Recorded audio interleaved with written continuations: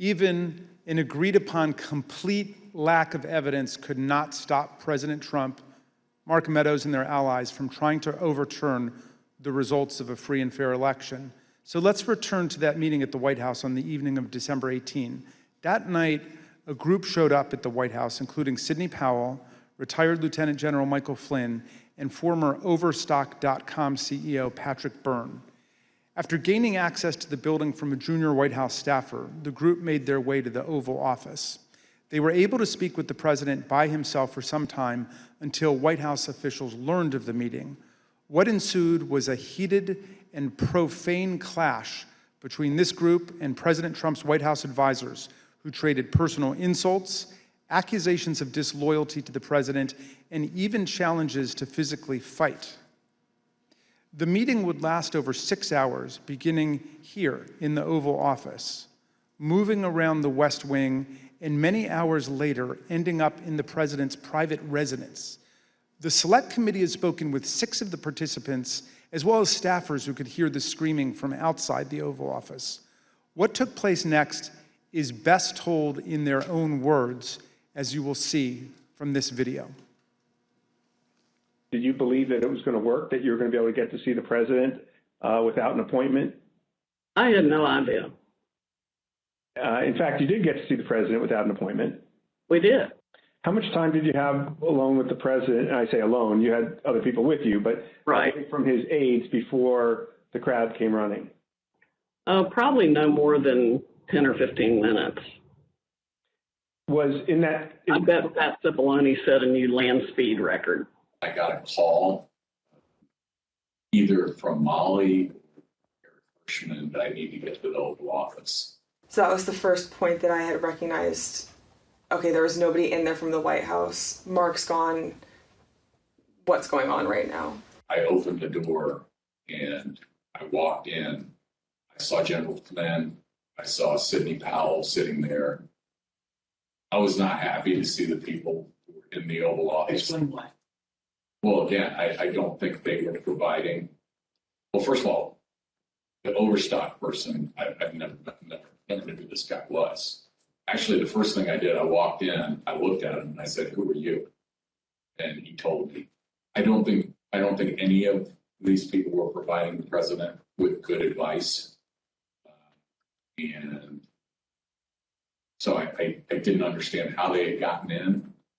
In the short period of time that you had with the president, did he seem receptive to the presentation that you were making? He was very interested in hearing particularly about the CISA finding and the terms of 13848 that apparently nobody else had bothered to inform him of. I was asking, like, you claiming the Democrats were working with Hugo Chavez, Venezuelans, and whomever else. And at one point, General Flynn took out a diagram that supposedly showed IP addresses all over the world, and who was communicating with whom via the machines, and some comment about like Nest thermostats being hooked up to the internet. So it's been reported that during this meeting, Ms. Powell talked about Dominion voting machines and made various election fraud claims that involve foreign countries such as Venezuela, Iran, and China. Is that accurate? Sure. Was the meeting tense? Oh, yeah. It was not a casual meeting. Explain. I mean, at times there were people shouting at each other, hurling insults at each other.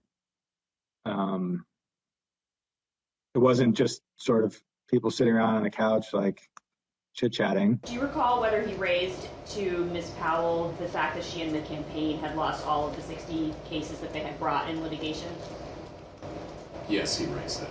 And what was the response? I don't remember what she said. I don't think it was a good response. Cipollone and Hirschman and whoever the other guy was showed nothing but contempt and disdain of the president. Yeah, I remember the three of them were really sort of forcefully attacking me verbally. Derek, and we were pushing back, and we were asking one simple question as a general matter. Where is the evidence? So, what response did you get when you asked Ms. Powell and her colleagues, where's the a variety of responses based on my current recollection, including, can't believe you would say something like, things like this, like, what do you mean, where's the evidence? You should know, and things like that, or, a disregard, I would say, a general disregard for the importance of actually backing up what you say with facts. And, then there was discussion of, well, we don't have it now, but we will have it or whatever. I mean, if it had been me sitting in his chair, I would have fired all of them that night and had them escorted out of the building. But Derek and I both challenged what she was saying. And she says, well, the judges are corrupt. And I was like, everyone?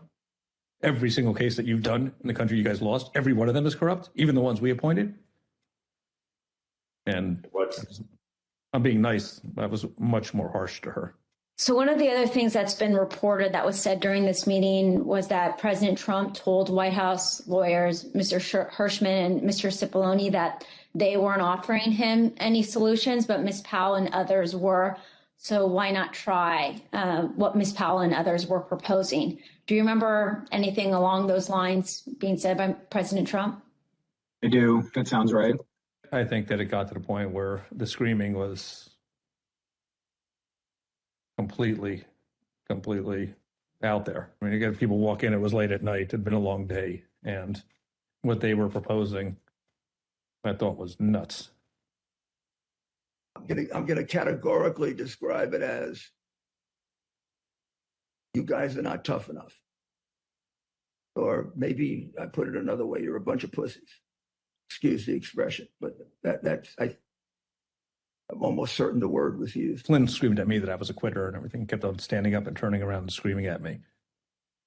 And at a certain point, I had it with him. So I yelled back. Either come over or sit your effing ass back down. The president and the White House team went upstairs to the residence, but to the public part of the residence, the big parlor where you can have meetings in the conference room. Oval. They call that the yellow oval? Yes, exactly, the yellow Oval Office. I always called it the upper. And I'm not exactly sure where the Sydney group went. I think maybe the Roosevelt room. And I stayed in the cabinet room, which is kind of cool. I really like that. All by myself. At the end of the day, we landed where we started the meeting, at least from a structural standpoint, which was Sidney Powell was fighting, Mike Flynn was fighting. They were looking for avenues that would result in President Trump remaining President Trump for a second term. The meeting finally ended after midnight. Here are text messages sent by Cassidy Hutchinson during and after the meeting. As you can see, Ms. Hutchinson reported that the meeting in the West Wing was unhinged. The meeting finally broke up after midnight during the early morning of December 19.